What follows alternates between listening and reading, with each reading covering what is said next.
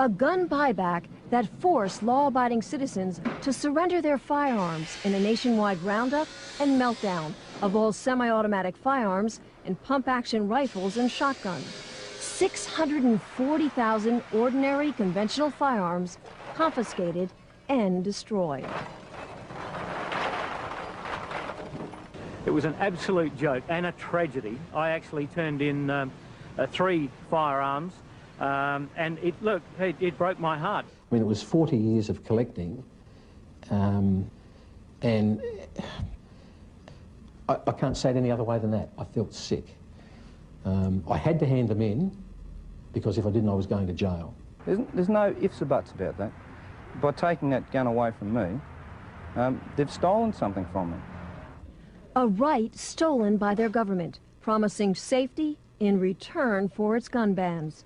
But now citizens know the frightening truth. The cost of lost liberty can be measured in the loss of life. It's become very, very obvious, even to Blind Freddy, that the expenditure of $500 million has done absolutely nothing to reduce crime. It certainly didn't do what the government touted it would do, which was to reduce crime. It hasn't done that at all. In fact, there's been more. This has been a lot of bull and hasn't really done much to help society and with its problems. Cold, hard facts the anti-gun forces can no longer escape. Armed robberies have skyrocketed, up 69%. Assaults involving guns rose 28%. Gun murders increased 19%. And a new phenomenon, home invasions jumped 21%. An increase politicians insist they can't explain because they're still trying to legally define what a home invasion is and what the penalty should be. Part of the difficulty is that there is no clear definition of home invasion in the law. Never cease to be amazed at the ingenuity of lawyers. If the politicians want a pay rise, boom, that's done in 20 minutes. But to define home invasion, what a joke. I have no trouble at all in defining what a home invasion is. I think if someone sets their foot inside your door uninvited, they are invading your home and your privacy. And victims who have survived home invasions don't need a definition. They've lived through hours of terror. Arthur Field was tied up, his hands and feet taped, his phone lines cut, while 2 robbers ransacked his house.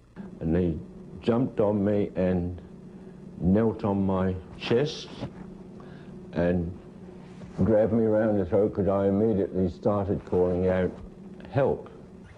I don't know how many men, they start smashing the windows. There was a lot of glass shattering, a lot of noise outside, and I stood in the kitchen, I was trembling. The Zawadzkis remember thugs running through their home, demanding money and threatening to kill them. Mr. Zawadzki says if he had a firearm, the suspects never would have gotten away. Do you will stand it, waiting till you get killed? Or you will defend yourself? Tell me true, you will defend yourself. Scars that never heal, citizens left powerless. But it's criminals who have been empowered and emboldened by the new gun laws because the innocent can't fight back. What's happening today is that the offender, the bad guys, are happy to break into somebody's house. They're not frightened to break into somebody's house while they're at home. Citizens denied the right to protect themselves by a justice system that won't. Well, my opinion of the legal system here is it's absolutely weak.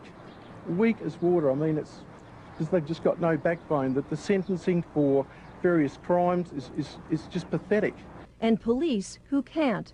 They're undermanned and morale has never been lower. It's very bad at the moment. It's never been worse. Since 1993, we've had a real decrease in over 230 sworn police officers in this state. These policemen have joined the job, policewomen have joined the job to go out and do it, and they can't even attend at breaks or assaults because there's no vehicle to even get them there. I mean, that's just absolutely ridiculous. Gun laws that have backfired. And Australians who have been forced to hide behind bars and deadbolts. Some are even installing extensive security systems because the firearms they still own that haven't been banned have to be locked up, unloaded, and unavailable. I mean, get real. If I have someone break in here, I've got to go get the bolt, get the rifle, find the ammunition somewhere else, put it all together, and then defend myself if this other person's got a firearm that's going to threaten my life. No way, it doesn't bloody add up. A political fraud, gun bans that haven't made a difference, and gun owners now struggling to stop a growing momentum against them. The people pushing the removal of guns from the Australian society are already saying that's only the first step, publicly, that's only the first step. Now we want the handguns, we want every other firearm. They're warning to Americans, don't think it can't happen to you. It can, and it already is. Unless you, as a firearms owner, get off your butt now and start to oppose those that want to take them off of you right here and now, I would say that within 5 to 10 years, the restrictions on gun owners in America will be similar to what happens in Australia. Don't trust your politicians. Get in there, keep on their backs. Be a member of the NRA, be a member of your local gun club. Be part of the NRA and never, ever, ever give up your freedoms, because that's, in the end, that's all you've got. If you think you have rights, tomorrow the government can take them away from you.